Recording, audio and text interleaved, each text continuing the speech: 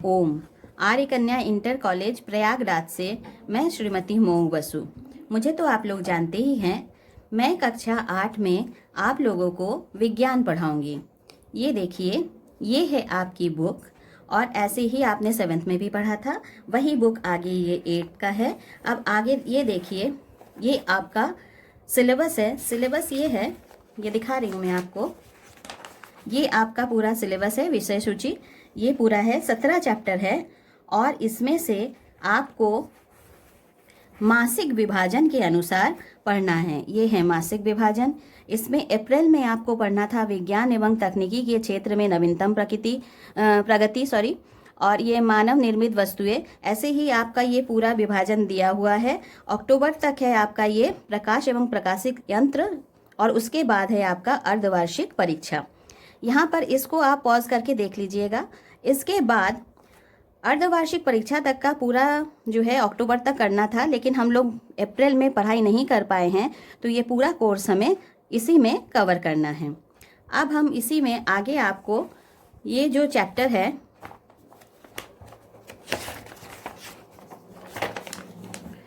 पहला चैप्टर है आपका विज्ञान एवं तकनीकी के क्षेत्र में नवीनतम प्रगति। यही चैप्टर आगे पढ़ाएंगे। तो इसमें हम आपको अपना नोट्स देंगे और जो भी इस नोट्स में से पढ़ाएंगे वही बुक का सारा सार है, उसमें ही क्वेश्चन आंसर है।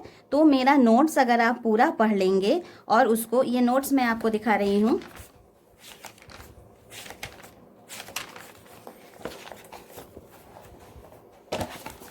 ये नोट्स है, इसमें पूरा जो चैप्टर है उसका पूरा है, इसको आपको पूरा पढ़ना है। इसी में क्वेश्चन आंसर भी मैं आपको बताऊंगी, वही आपको पूरा क्वेश्चन आंसर भी करना भी है और याद भी करना है। तो चलिए शुरू करते हैं। पार्ट 1।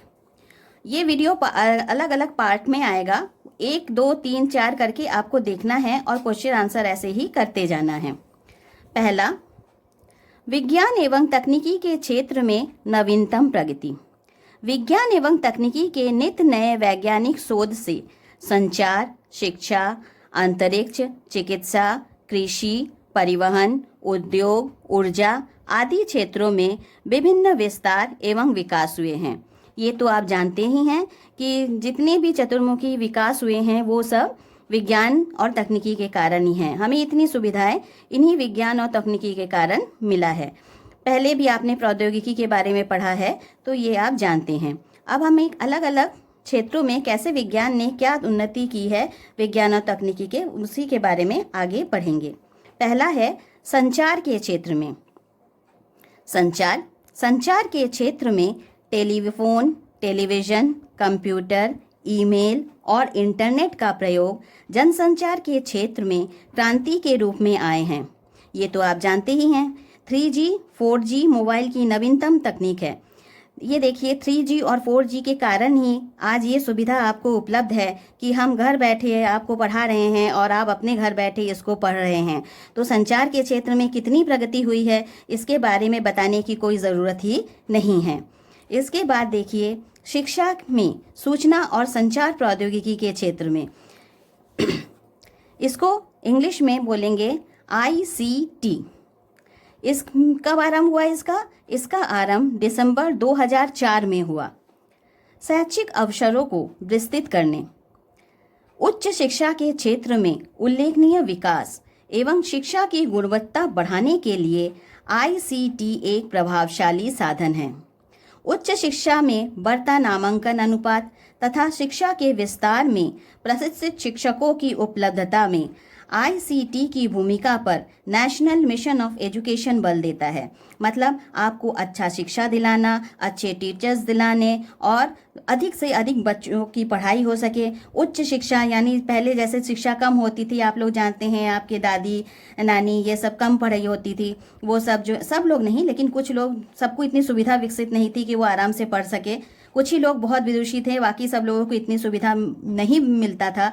तो वो कुछ कोई 1 तक, कोई 5 तक, कोई 6 तक, कोई 7 तक पढ़ता था। लेकिन आज सभी लोग जो है वो उच्च शिक्षा को प्राप्त करते हैं। जैसे कि आप अपनी मम्मी पापा को देखिएगा या आसपास देखिएगा तो सब लोग जो है कम से कम MA BA पास होते हैं।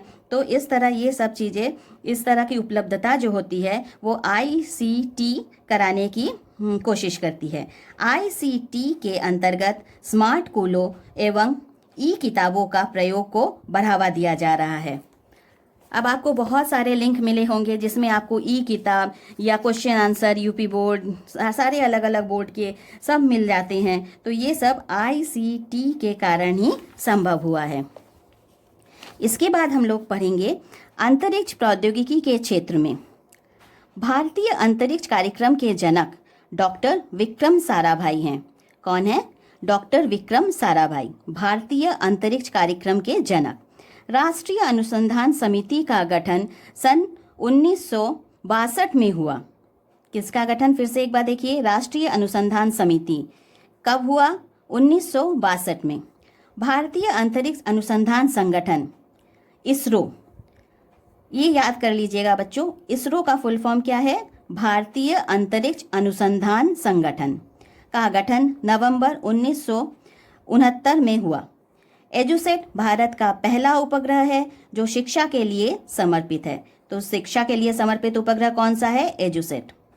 भारतीय अंतरिक्ष अनुसंधान संस्थान मंगलयान एवं चंद्रयान 1 के सफल परीक्षण में सफल रहा। अंतरिक्ष में पहुंचने वाला प्रथम व्यक्ति कौन था? Yuri Gagarin. कौन था अंतरिक्ष में पहुंचने वाला प्रथम व्यक्ति? Yuri Gagarin. इनका आप नेट से चित्र ढूंढिएगा और उसको चित्र को इकट्ठा करिएगा। अंतरिक्ष में जाने वाले प्रथम भारतीय कौन थे? राकेश शर्मा। राकेश शर्मा जी, तो ये इनका भी आप चित्र इकट्ठा करिएगा। प्रथम भारतीय महिला अंतरिक्ष यात्री कौन थे? कल्पना चावला। इनके बारे में तो आप जानते ही हैं क्योंकि ये आपके सामने ही हुआ है। इसके बाद भारत का प्रथम चालक रहित विमान क्या है? लक्ष्य।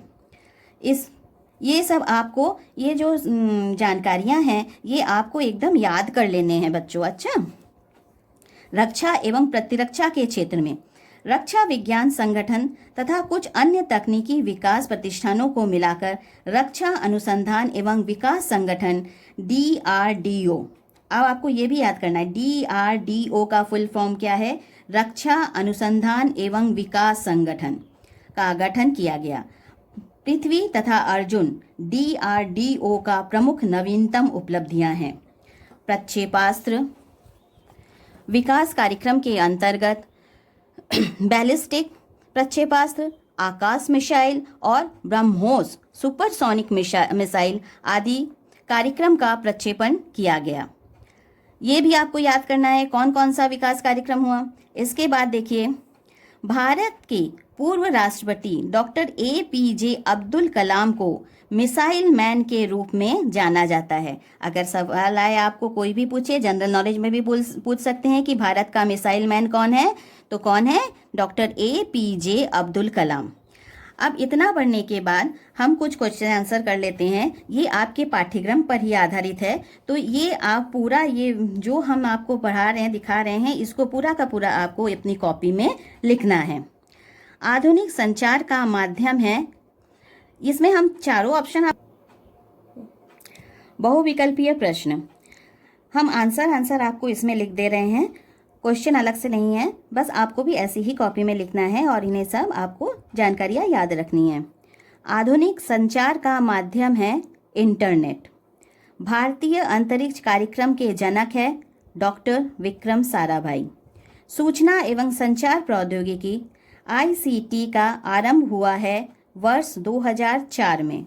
ऊर्जा के नवीकरण स्रोत है सौर ऊर्जा। इसके बाद है रिक्त स्थान। रिक्त स्थान में है, ये देखिए हमने जिसके नीचे अंडरलाइन किया है वो रिक्त स्थान है, बाकी ये आपका पूरा आपको ऐसे ही लिखना है। Metro rail, bullet rail, e rickshaw और CNG गाड़ियाँ परिवहन के नवीन साधन हैं। व्यापार का अर्थ है क्रय और विक्रय। यहाँ पर आप समझ लीजिए बच्चों, और इसको मैं आपको व्हाट्सएप में भी दे दूँगी, तो आप वहाँ से आराम से लिख पाएंगे। स्नैपडील, फ्लिपकार्ट आदि ई कॉमर्स कंपनियां हैं। ICT योजना का आरंभ 2004 में हुआ। 3G और 4G मोबाइल के साधन हैं। इसके बाद जोड़े मिलाओ, इसमें हमने जोड़े मिला के आपको दिया है, आप याद कर लेंगे, चाहे जैसे भी उल्टा पुल्टा दिया होगा आप अपने से कर लेंगे आराम से। वीडियो कॉन्फ्रेंसिंग संचार का साधन है। ICT शिक्षा के स्तर में सुधार। IRS भारतीय सुदूर संवेदन उपग्रह। रक्षा एवं प्रतिरक्षा DRDO भूरी क्रांति उर्वरक के क्षेत्र में। इसके बाद ये क्वेश्चन देखिए, ये बड़े क्वेश्चंस हैं, छोटे बड़े सब मिला के हैं। राष्ट्रीय अनुसंधान समिति का गठन कब हुआ? ये अंतरिक्ष में देखिए बेटा, अंतरिक्ष प्रौद्योगिकी के क्षेत्र में, ये हमने पेंसिल से लिख भी दिया है 7 नंबर। राष्ट्रीय अनुसंधान समिति का गठन सन 1962 में हुआ, यही लिखना है आपको। इसके बाद क्वेश्चन नंबर 8, प्रक्षेपास्त्र विकास कार्यक्रम के अंतर्गत किसका प्रक्षेपण किया गया? अब इसमें आप देखिए, रक्षा एवं प्रतिरक्षा के क्षेत्र में, इसमें यहाँ से है प्रक्षेपास्त्र विकास कार्यक्रम के अंतर्गत बैलिस्टिक प्रक्षेपास्त्र, आकाश मिसाइल, ब्रह्मोस सुपरसोनिक मिसाइल आदि कार्यक्रम का प्रक्षेपण किया गया। बस यहाँ तक लिखना है बच्चों आपको। इसके बाद क्वेश्चन नंबर 9, इसरो का गठन कब हुआ था?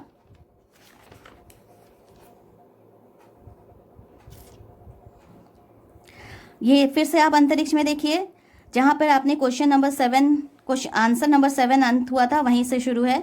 भारतीय अंतरिक्ष अनुसंधान संगठन इसरो का गठन नवंबर 1969 में हुआ। बस इतना लिखना है आपको।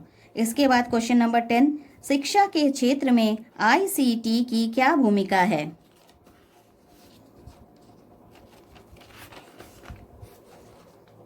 ये देखिए, ये शिक्षा में सूचना एवं संचार प्रौद्योगिकी ICT के क्षेत्र में, ये आपको बेटा पूरा ये पैराग्राफ पूरा यहाँ से लेके यहाँ तक लिखना है। हाँ, जाने से पहले बच्चों ये प्रोजेक्ट कार्य देख लीजिए, ये आपको उसी कॉपी में करना है, इसके लिए अलग कोई कॉपी नहीं बनानी है। आप बस इसी तरह प्रोजेक्ट कार्य डालकर इसको करेंगे, बहुत आसान है। अंतरिक्ष प्रौद्योगिकी में विज्ञान के नवीनतम योगदान के बारे में लिखिए, ये आप लिख लेंगे। और ये यहाँ पे जहाँ पे अंतरिक्ष प्रौद्योगिकी के क्षेत्र में है, ये सारी जानकारियाँ आप उसमें लिख देंगे। और ये जो हमने कहा था, ये यूरी गागरिन, राकेश शर्मा और कल्पना चावला का चित्र आप ढूंढ लेंगे, आप उसको चित्र को उनके सामने चिपका देंगे। बस इतना ही आपको करना है प्रोजेक्ट में।